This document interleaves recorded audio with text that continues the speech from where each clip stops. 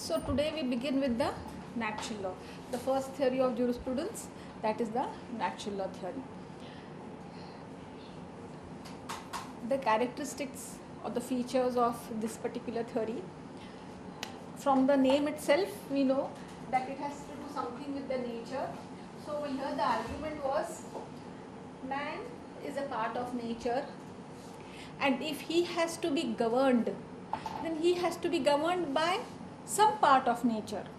But when it comes for governing, then we would like to be governed by somebody who is superior to us, not inferior to us. So then the other aspects of nature are eliminated because they are not as intelligent as man. Who is above man? God. So here the main principle was that the God will be the ruler for the human beings. But how will the God rule? Will the God come down and rule? No, the God is going to rule through religion and the morals. So the basic theme of natural law is that law is based upon religion or morals. That means the content of law is the quality of morals or religion. Anything which is not described by religion will not be a law. Anything which is not based upon morals is not going to be a law. The law has to be based upon religion and morals, and that is why the other technical part, that is the form of law. The form of law was religion and morals, inclusive of customs. What is form of law? Today, what is the form of law?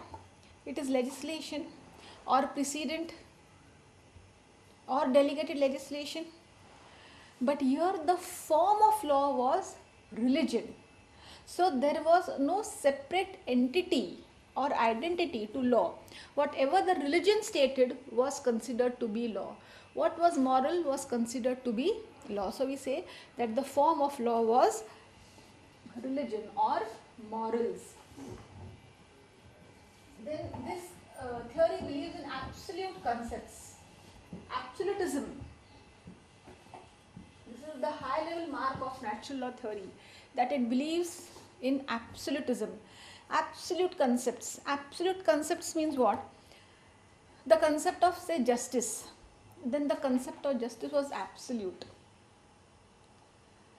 Concept of property, absolute. Concept of freedom, liberty, absolute. Means what? Means there were not supposed to be any limits on those concepts which arise from the nature. That means there was no question of having limitations upon the property, limitations upon the liberty, limitations upon the freedoms, limitations upon the life. That is why murder was prohibited, because nobody could. Right to life means absolute life. Nobody could take away the life. Nobody could take away the life means even the person could not be killed even by accident. Suppose the person was killed by accident, then the person had to undergo the punishment. So here the punishment and the time of punishment, both were not known. When would be the person, suppose A, like yesterday I gave the example, suppose A has murdered B, then this was considered, the murdering of A, the act of murdering was considered to be against the nature. That is why there should not be any person taking action. The nature would take its own course and punish A. But how would A be punished? Whether he himself would die, or he would suffer from a disease, or there would be a loss, or his children would have indulged into bad habits, not known. Anything of this.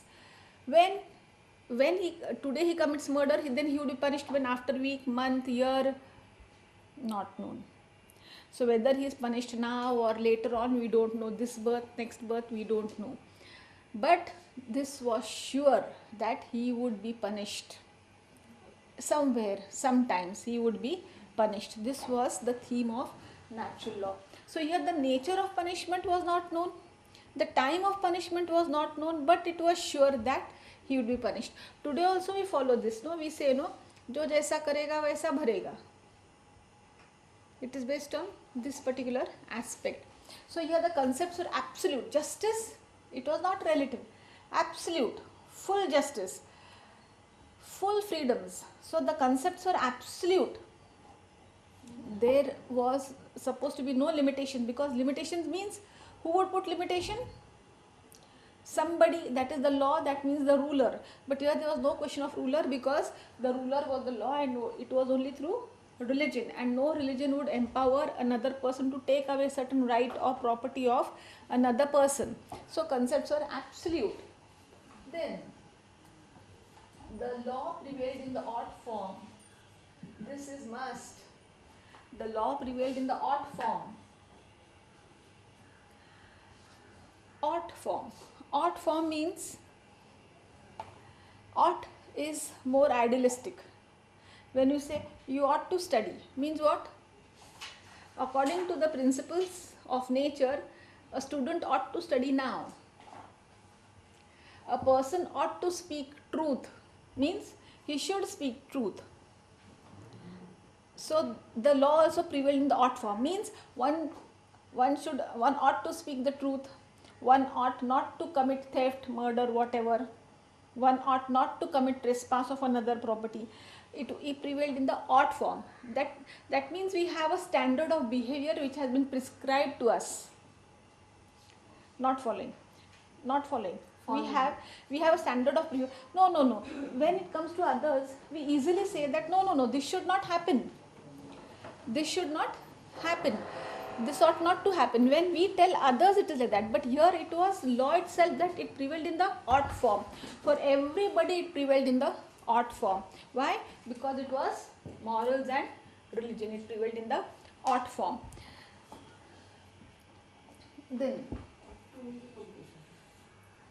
Then always the law was predetermined by a priori method. It was determined by a priori method. A priori method means there is a particular method to assess whether our action is right or wrong. Like for example, let me explain in today's terms. Okay, so today if you want to know whether A has committed a particular offense of murder or not, how do we find out? We have a particular list before us of 511 sections. Then we have in between, we have from 76 to 106 sections. And these are the sections of the Indian Penal Code. Okay, now because we can find if A has committed murder or not, we will find from where? From contract? From torts? No, we have to go to the Indian Penal, the substantive law of India, substantive criminal law of India. So we go over here, we see this is the action, this is the action, this is the action, this is the action. Now we see whether we have this standard format to find out whether these actions fit somewhere here or somewhere here. They are called as exceptions. So if the action falls here, no liability, right? But if the actions fall somewhere else, then he is liable. So we have this format, or we have a set standard before us to find out whether the action is legal or illegal. We have a prescribed format. In the case of natural law, there was also a format, and it is called as a priori method. That means they also have a method of finding out whether the action is right or wrong, and it has already been predetermined. It has been made already a priori. And this method is such a method that this method cannot be put to test. Like in the case of this Indian Penal Code, I may find that he fits in an exception, but somebody else finds that no, it is not this, it is here. So everybody can evaluate his action based upon their experience, understanding, whatever it is. It is open, it is objective. But here it is not so. Here we cannot evaluate. Once this particular, according to this particular method, it is an offense, it is an offense. Because the validation of the acts derive their values from its own self. The validation of particular action derives from their own self. So the values are derived from its own self. I will explain. Like where it is written that we should speak the truth. We all should speak the truth. This is the particular statement. Now let us verify this. Let us understand. Let us examine this as we have examined this A's action of murder. From where do we examine this? Everybody will accept that all should speak the truth. So let us assess it. Let us examine it. Let us analyze it. Is there a standard? Is there any format? So the truth has got its validity by its own value. Truth has got its own, truth itself has got so much value that you don't require the analysis from outside it.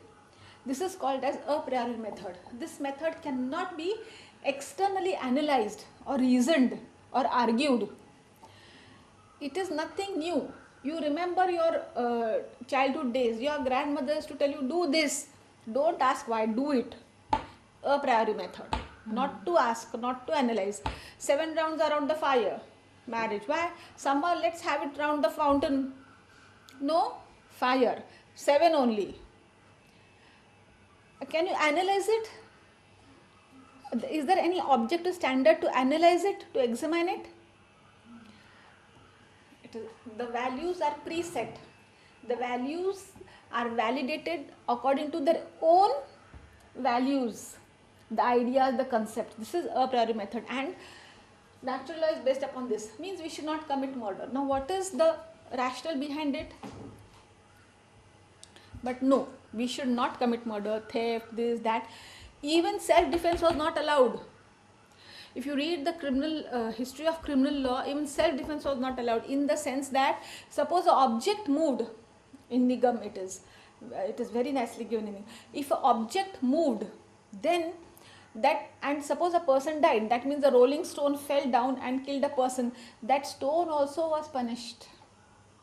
It was said that if anything moved to do the deed was a deodorant and forfeited. Deodorant means that action or that person who kills another person, because killing of human being, it is against the nature. God is there, he will kill. You cannot give birth. We cannot create human beings. Can we create life? Then we have no right to kill. This is it. Because life and death both are in the hands of God. This is what it is said. So these are the contents. Then here necessarily the law had to have the quality of morals. That means it had content of morals or the quality of morals. The law necessarily had to contain the aspect of morals. This was must, it was mandatory. Any law which did not have content of morality was no law according to the principles of natural law. It is very easy to understand because the law was based upon morals. So obviously the law is going to have the content of morality or religion. So if the law, like the technical laws of today's times, would not be laws according to the natural law. Only those laws which had the moral content would be the laws. Like for example, maintenance. Maintenance would, today it is a law, 126, 125 of the CRPC. In those days also it would be a law, because to maintain the family, parents, wife. Divorce, does it have a content of morality? So then it would not be a law in the ages of, yes. Here the characteristic is that the law would not know before, it would not be certain. The law had to be ascertained when the situation arose. When a particular situation arose, the law was examined according to it by their own values. So these are the few characteristics, the highlight characteristics of natural law. Now let us understand the theory of natural law. The theory of natural law is divided into 4 parts. The first part is called as the ancient natural law theory. It is called as the ancient natural law theory. Ancient natural law means it has nothing to do with the objective standards.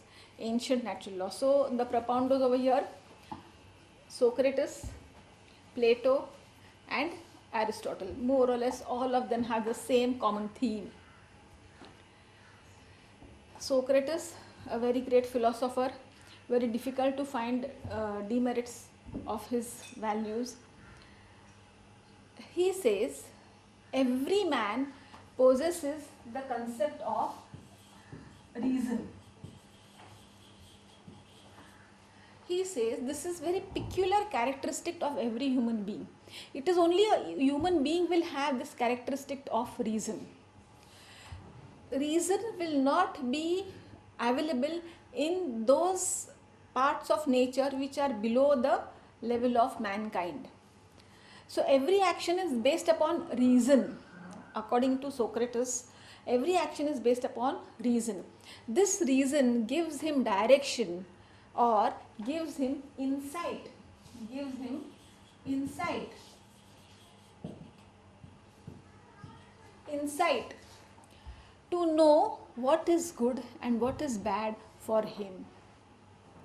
It is based, this is nothing new, every day we practice. It is on our reason that we have insight what is good for us and what is bad for us. So it is our reasoning ability which tells us or gives us the insight or the direction to know that I cannot walk in the middle of the road because it is bad for me. Yes or no? It is based upon reason or that insight to study or to do so many activities. So he says this is the foundation of law. This has to be the foundation of law. It has to be the foundation of law. What is the foundation of law according to Socrates?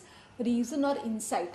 That means the person who makes the law has to base the law on reason. That means if the law was not reasonable and if the law was not for the common good, then that law was no law.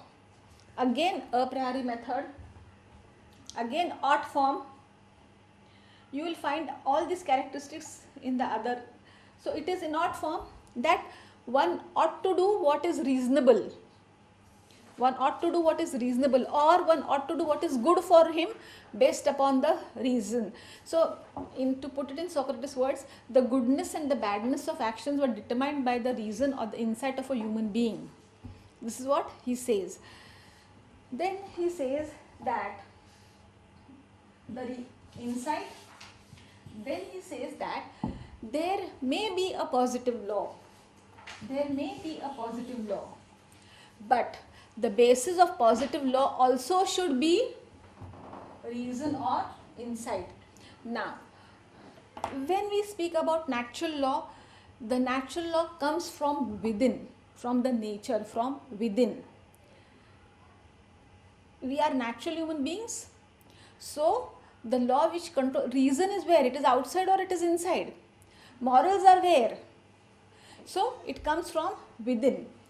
When we say the word positive law, necessarily positive law, we'll do with the meaning later on as Hart says, but when it is positive law, this means this law has been made by a particular organization or a particular person who is not a part of the society. That means he is above the part of the society. For these people it was the philosopher king. For Aristotle, Socrates, they don't call sovereign, they say philosopher king. So even during Socrates' time there was this philosopher king.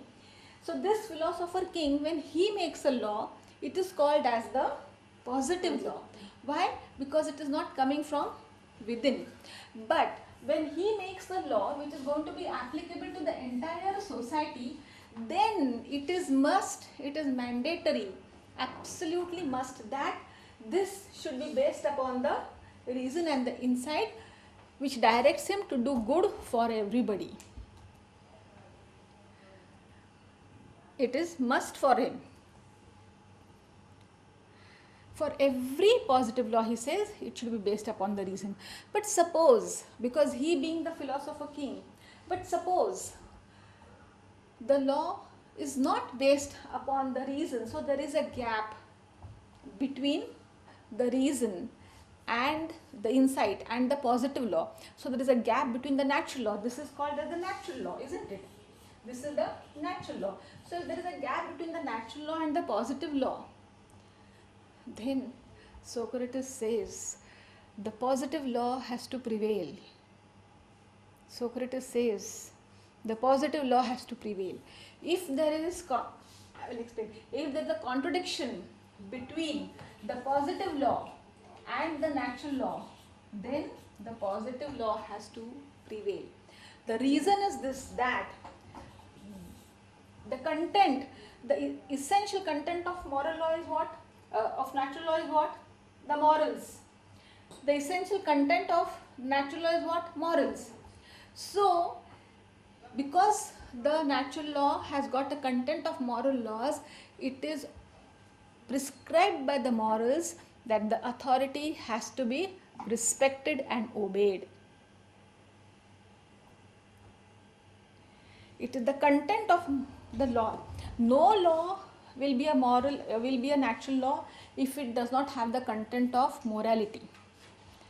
And one of the contents of morality is that when the authority prescribes something, then the moral prescribe that we should respect and obey the positive law. Then it is not open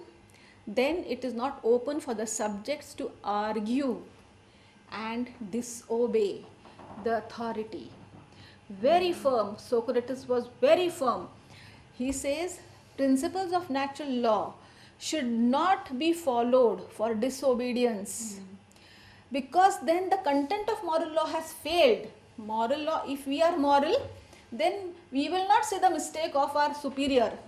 We will bow down. This is what he has written, and this is apart from the theory, but how he has implemented, I will tell. That is why a little personal story of Socrates. He was put in prison. He was put in prison by the government, by the Greek government, because the thoughts were not matching, and he had so many followers and his theory was so powerful. The theory of his state and the golden period, it was very nice. So he was put in prison, and they had more natural law prevailed even though it was state. So the government had told, the ruler had told that tomorrow, Mr. Socrates, I am going to give you a glass of poison, you are going to drink it. They wanted to finish Socrates. He said, yes sir. There were number of people outside the prison who had made all the methods of Socrates escaping the prison, and they told him that don't drink it, we will see that you will be out. So number of efforts were made. He told, I have formulated the theory. How can I disobey the theory? So when I say that there is a gap between the principles of natural law and positive law, then the content of natural law makes it that the positive law is open. He drank the cup of poison. So he has not made, he has lived with the theory to show that when the positive law is not in consonance, then it will prevail. This is Socrates. But now Plato made arrangements. His philosopher, his guide, his teacher doing this. So he made all this, he accepted. Content, reason, insight. When it came to gap, he said, when there is a gap between the positive law and natural law, the natural law principles are more divine. And that is why the principles of natural law have to be obeyed. This is what Plato says. Yeah, naturally, otherwise you also have to drink the... No. He says that because he did not, the fear was there, so he said that, and he has given reasons. He says that law which is based upon the principles of moral or insight, they are definitely superior to the positive law if the positive law is not based upon the insight. If it is not for the goodness of the entire society, then that law, even if it is positive law, should not be obeyed. The principles of natural law should prevail. This is what he says, that the principles of natural law should prevail. Now it is up to us to analyze which law should be obeyed when there is conformity In consonance, there is no question of disobedience. The problem comes when there is some disparity, when there is a gap. So these are the two opposite viewpoints in the ancient natural law. Plato also has identified the law and the state. He says, Socrates also said, Plato also says, but he has developed more. Plato has developed this concept more. He says, the work of law or the work of legislator is to educate. The function of law is to educate. Education is must. Which education? The education of developing the virtues, the education of developing the reason, the education of the ability to find out through insight what the law should be in a particular situation. He says this is the prime function of the legislator. Legislators have to legislate, but it is the duty of the administrators to educate, because if the society is not educated, then the new creations of law will not be there, and the community good, the good of the entire state will be lacking. He had that in mind, no? So the goodness failed as far as Socrates' example happened. So he wanted to overcome that particular aspect. Now this is the ancient natural law. Now let us find out what are the advantages and the merits and the demerits of this particular theory. Are there any advantages in this particular theory with the characteristics, or we'll do this and then we'll see the other part, or I'll explain the first three parts and then find out the merits and the demerits. That will be better. So the next is Saint Aquinas. That is the medieval ages. Medieval ages.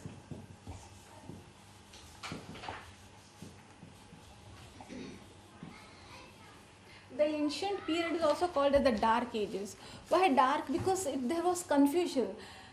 Reason differed. Not everybody had the insight. Law was not certain. Law was vague. Punishments not known. Law to be ascertained at the time of that incidence. So it was always called as the Dark Ages, where some clarity, specifications were not known. So the next phase, that is the medieval, we have Saint Thomas Aquinas, the main propounder of the medieval ages theory. Now before we begin the theory, we have to understand a little background of the theory, so then the theory becomes easy. So it is always better to go into the mind of the propounder and see the theory, see the concept from his angle, then come out and evaluate according to your judgment. Then we get the actual perception of the theory. So let us see why he has come to this particular conclusion or this particular theory. The reason is this, that there were dark ages, so little specification, little certainty. He thought that the law has to be little certain, then leave it to the reason, because reason may differ from person to person. So he thought that certain amount of certainty has to be introduced in the law.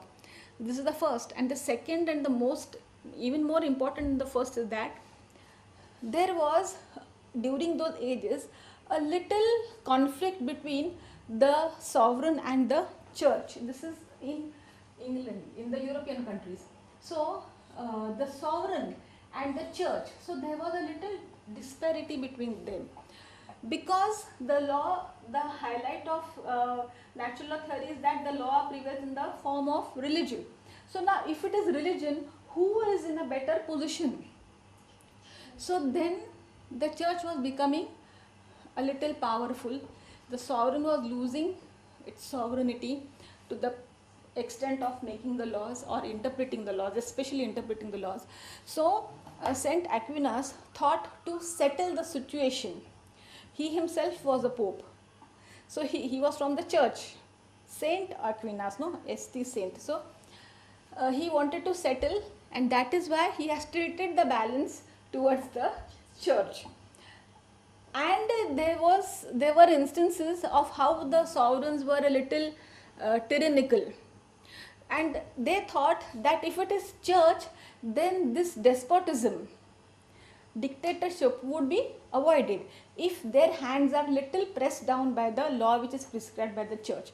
So these were the aspects which St. Aquinas wanted to settle or to define from his theory. So he said that basically if the law is going to prevail in the form of religion, then necessarily it is the church who is going to interpret the laws. If the law is going to be based upon religion, then necessarily the church is going to interpret the religion. The law will prevail in the form of canons. You know, canons issued by the church, rules, they are known as canons. So it would prevail in the form of various number of canons are there issued by the church. So it would prevail in the form of canons. Then he said there are 4 types of laws. The first law is based upon reason, because his earlier philosophers, so he could not deny. He said that law is based upon reason. The second law is based upon scriptures. The third law is based upon insights or morals, and the fourth law is made by the government or the state, that is the positive law. Out of all the 3, he said only that law is important which is based upon the scriptures. So according to him, scriptures is the source of law. From where the law origins? From the scriptures. Scripture means, for them it was the Bible, etc., etc. Scriptures, holy scriptures, we have the Bible, we have the Quran, we have the Gita. So for him the source of law was Bible. So if it is Bible means scriptures. So if it is scriptures, then who can interpret the law? Automatically the church, the popes, the fathers. So he has tilted the balance in favor of them. And the reason for this was he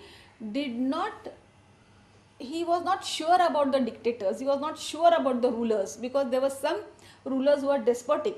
And if the law is made or based upon the scriptures, then there is less fear for the law to be tyrannical or bad law, as we say.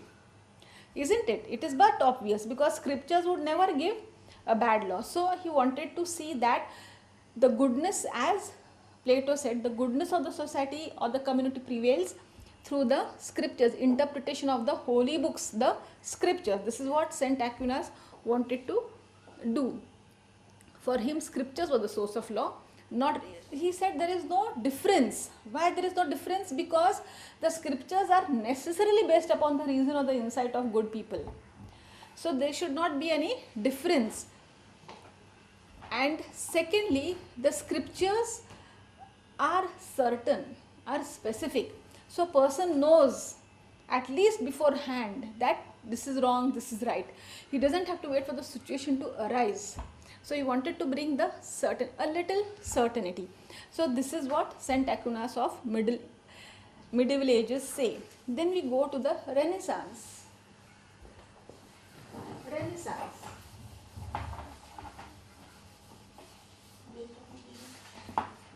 The third part of natural law, that is the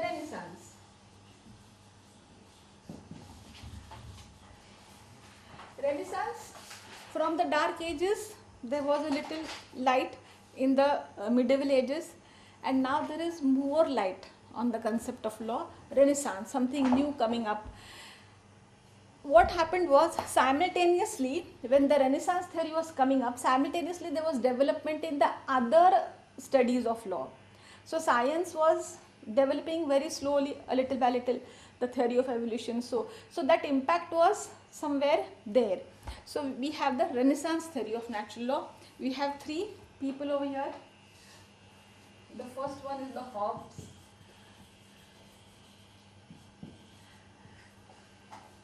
John Hobbes.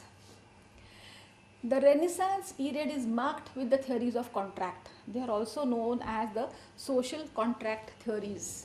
They are marked with the contract. Now Hobbes, actually he is a political philosopher. but then he speaks about law, and so he is included in the scope of jurisprudence. He says, John Locke says that man by nature, the inherent nature of man is bad. He is very selfish. He is very selfish. It is inherent in man that man is selfish. He will think about himself first, then he will think about somebody else, if time or money or whatever permits. But he's brutish, he's short, he's selfish. These are the characteristics which he has attributed to mankind. And because of this, there is continuously conflict in the society. Because of this, there is continuously conflict. Because of his selfish nature, there is conflict in the society. Because of this conflict, the society wants to resolve the conflicts. So then they decide, they come together and they formulate a social contract. So it is called as the social contract theory. So now what is the theory? Let us understand. Or what is the contract? So in the society, Hobbes says, all come together to formulate a social contract. Now in contract we need how many parties? At least two. So one would be the sovereign, or he calls as the Leviathan.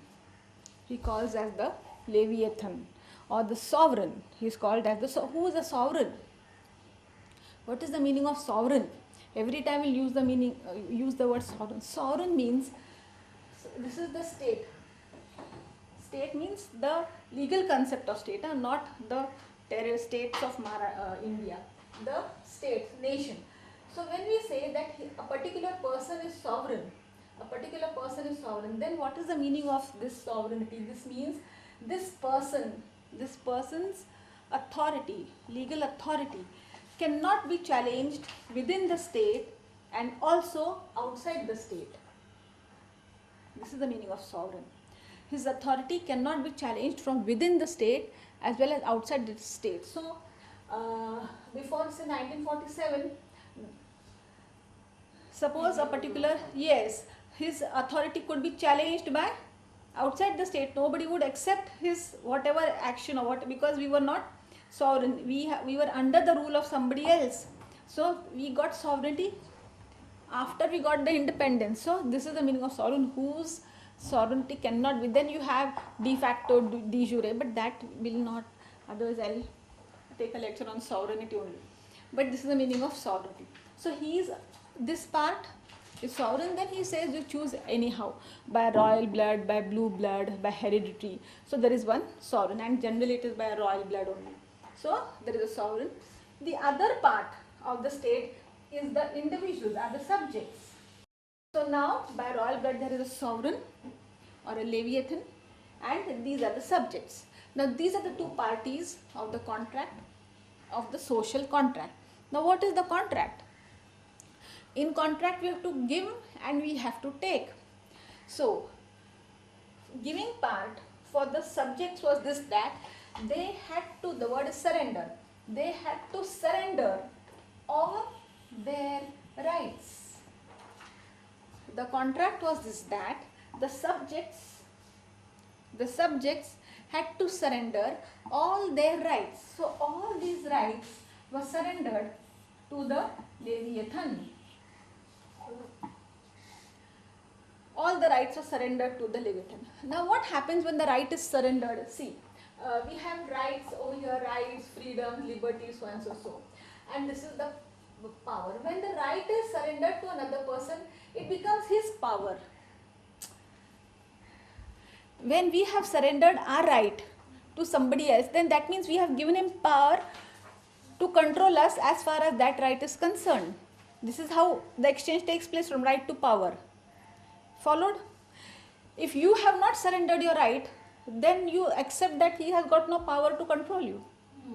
As simple as that.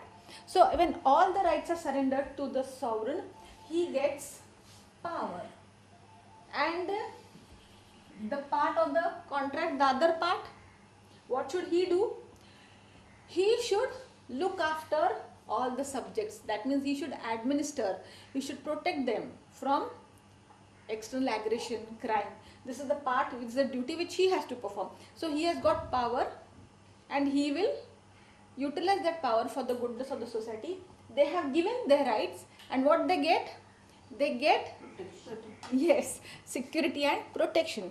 This was the social contract for Hobbes. Now, when all the rights are given to the sovereign, then what is the amount of power which he's got? Absolute. He is in possession of absolute power. That is why the word Leviathan. Hobbes is a high level mark of absolutism. There is no other jurist who speaks about absolutism as that of Hobbes. He is regarded as a high level mark of absolutism. So, absolute power with the Leviathan. Now, with this, what the Leviathan does? If he is good, it is good.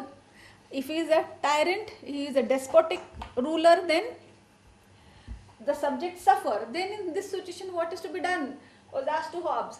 Hobbes said nothing. It is their fate that they will get a despotic. Yes, this was the philosophy. There is a remarkable difference between the Indian, that is the Hindu and the Mughals, and the Western philosophy. Over there, if the king was despotic, still the people had to bow down and ask for forgiveness from God, saying that the God, because here the God is going to rule. So God is punishing us by giving a despotic king because we have done some sin. So still bow down. And if the king was a benevolent king, still bow down in thanksgiving that we have done something good, so he has given us a good king. This was the prevalent philosophy. So here, absolute power given to the Leviathan or the sovereign. So they have nothing to retain, and that is why then they had to suffer if the king was despotic. But Hobbes says when the king makes a particular law, then he has to base his lawmaking upon the characteristics of the natural law, reason, good, insight. But if the criteria or if the compartments or if the standards of reason, goodness fail, nothing can be done. This is the social contract of Hobbes. The second social contract theory of John Locke. The second social contract theory of John Locke.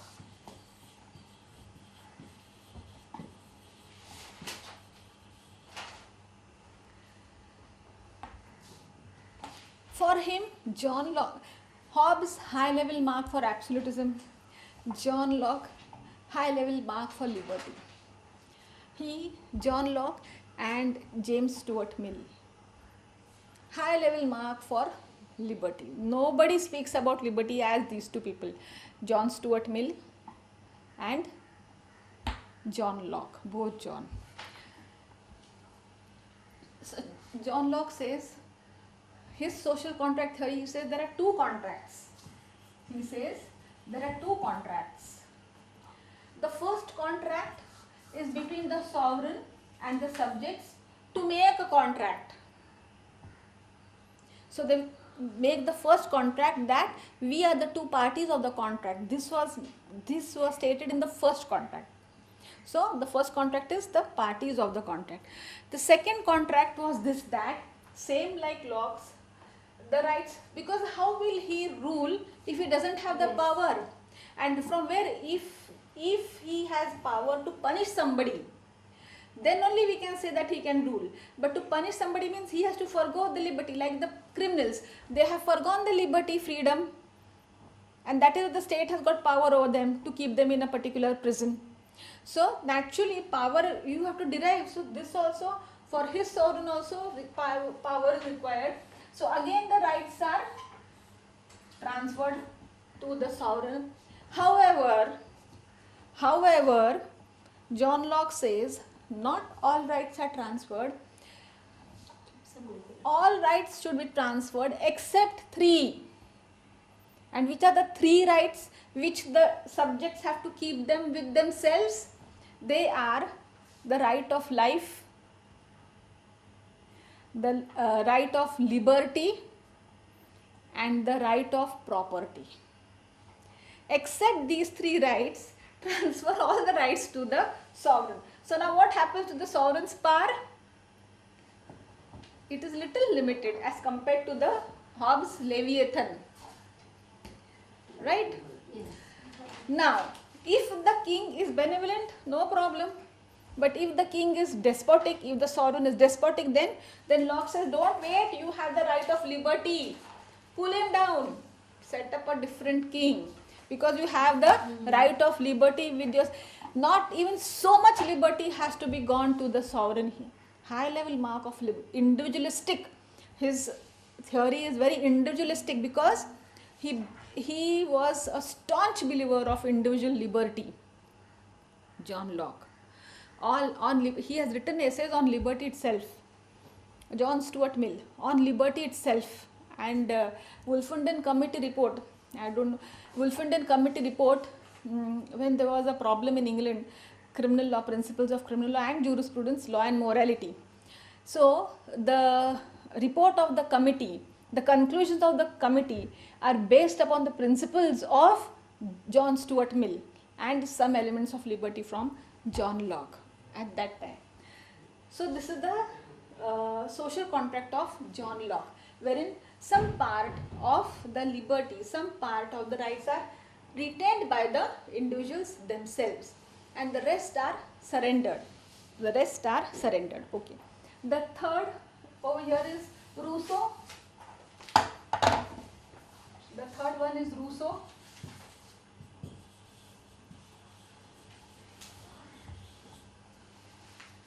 French philosopher Rousseau. Same social contract. He also says that there has to be a contract between the sovereign and the subjects,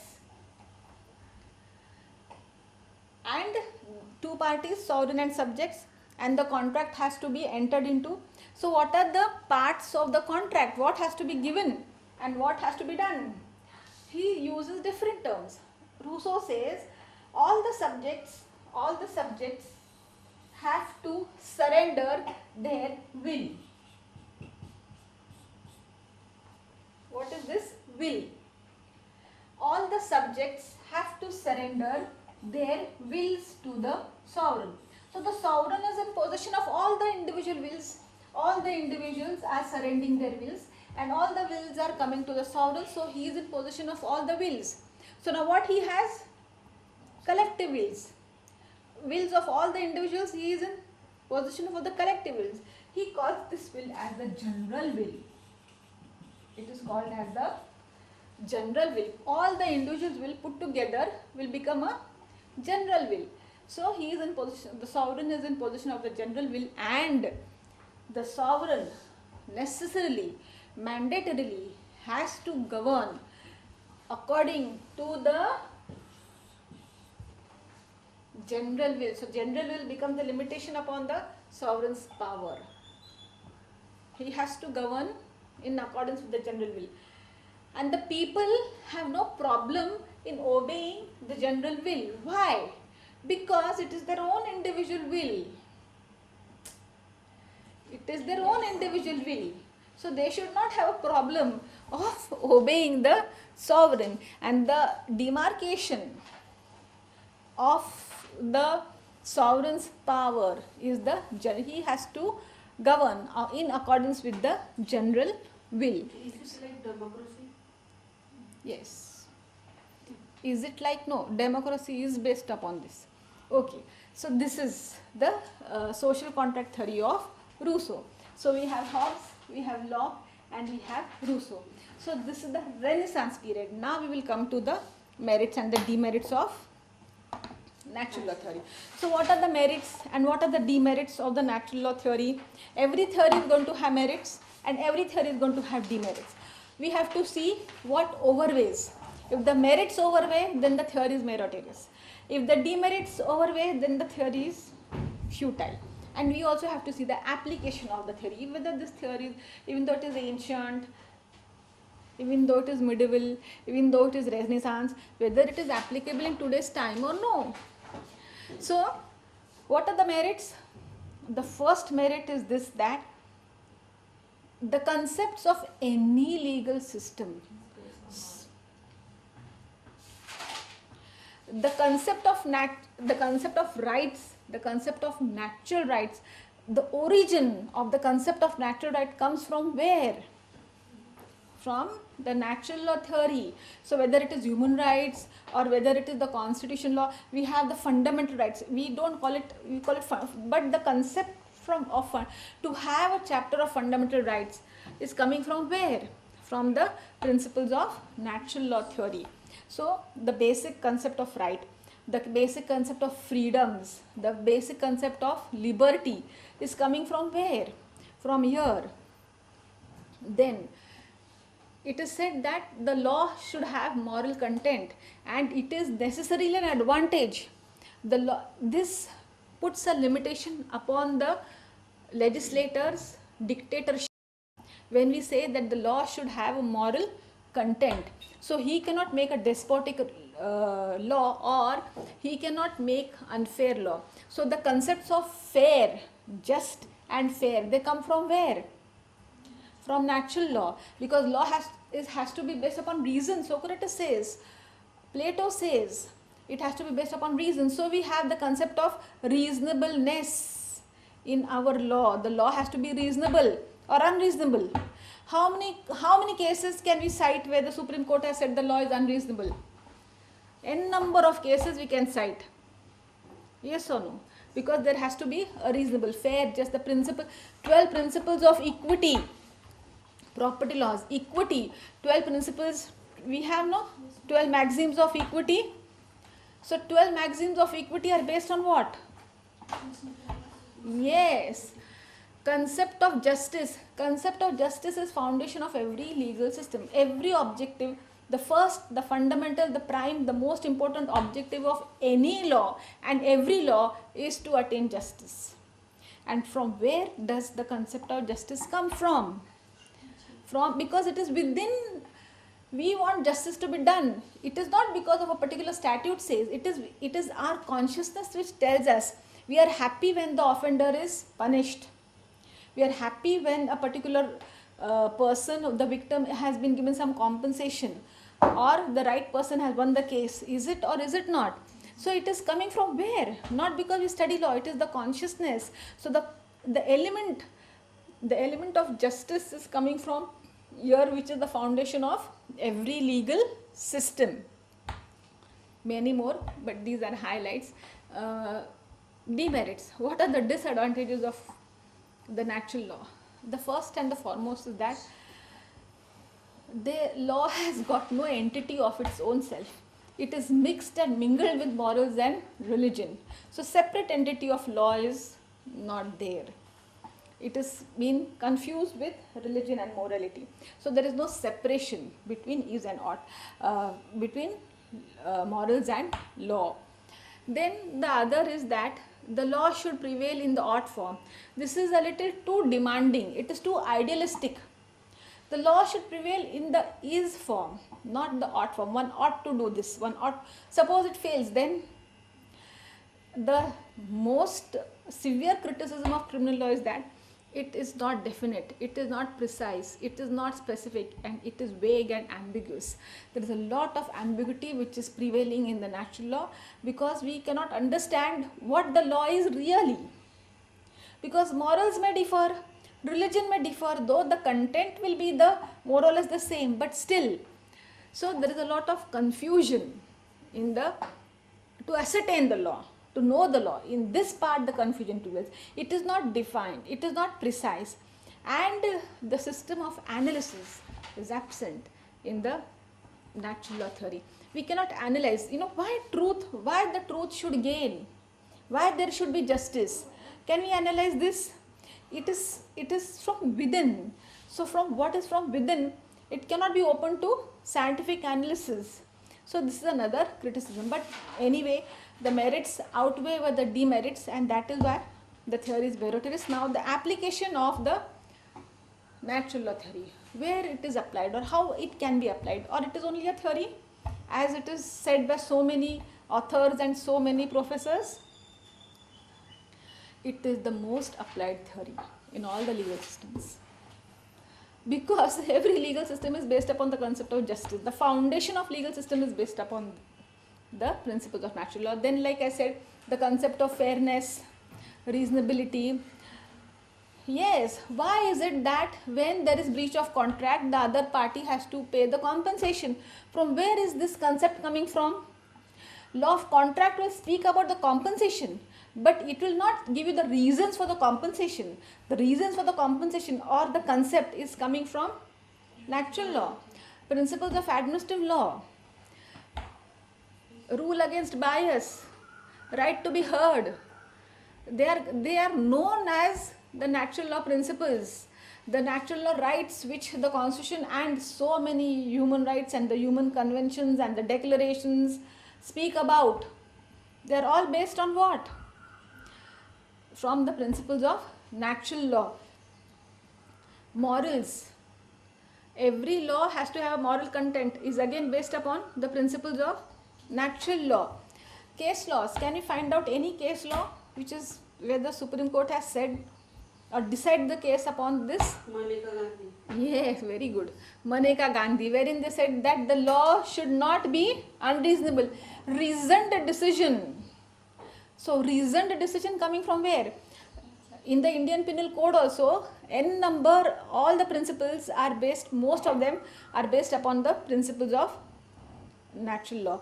Then there is Gopalan, A.K. Gopalan. What is the ratio of Gopalan? The ratio says that they have used this, that the fundamental rights are transcendental, they are divine, coming from above. They cannot be modified or changed by the action of the legislator. Then when the constitution states that even if there is emergency, right to life, liberty will not be affected, coming from where? John Locke, isn't it? John Locke, because he says that life and liberty, even though there is emergency. There was attempt made by Indira Gandhi wherein in emergency also the right and life, liberty was taken away, but then that is no more applicable today. But there are number of cases wherever the law is said to be reasonable, they are relying upon the natural law theory. So this is the and number of applications for every subject, for every branch of law. You can find that there is application of the principles of natural law, because they are the fundamentals of any legal system. From here the concepts, the important concepts come out, like possession in fact, possession in law, the concept of adverse possession or the rights of the ownership. They are all coming from the concept of natural law theory. When man is a part of nature, obviously natural law is going to be prominent. When man is created, when robots are created, then perhaps some other law will prevail or will have a dominant position. But as far as human beings, natural law is going to govern. So there are n number of cases where just, fair, even compensation has to be just, fair, reasonable, right, like I said, right to be heard, contract, torts. From where do we get the concept of vicarious liability? Why should the master be liable for the torts of the servant? Because he is in that position. He is doing the act for the master, so the master should be liable. So this principle is coming from natural law. Even the principles of criminal law. Why is it that the innocent person should be presumed to be innocent till he is proved guilty beyond reasonable doubt? Because there is criminal jurisprudence. All the principles of criminal law on which the sections are based, they are based upon the principles of criminal jurisprudence. It is called as criminal jurisprudence. This is the application of the natural law theory.